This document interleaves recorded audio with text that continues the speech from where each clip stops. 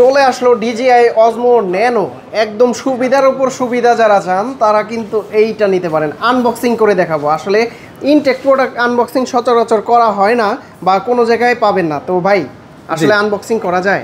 জি ভাইয়া।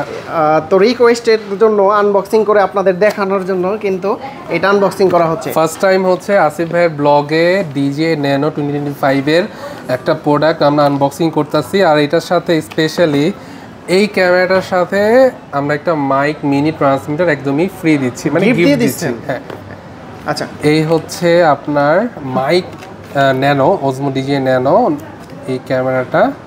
এই হচ্ছে মেইন ডিভাইস, এটা আলাদা করা যায়, ডিটাচেবল। আর এই হচ্ছে এটা ডিসপ্লেটা।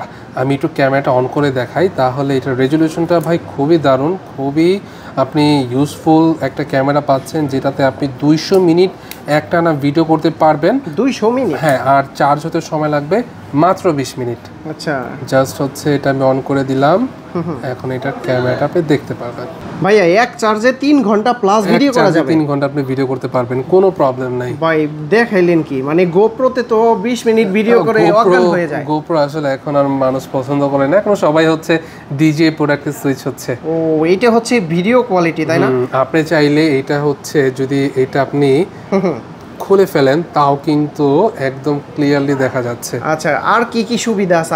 আমার তো সুবিধা দরকার। এটা লাইক হচ্ছে আপনি যদি ক্যাপ ইউজ করেন তাহলে ক্যাপের মধ্যে এভাবে মাউন্ট করে ইউজ করতে পারবেন।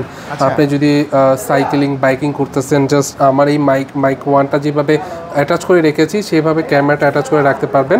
এটাতে অনেক অ্যাকসেসরিজ আছে, একটু দেখিয়ে দেই কি কি এই অ্যাকসেসরিজের মাধ্যমে কিন্তু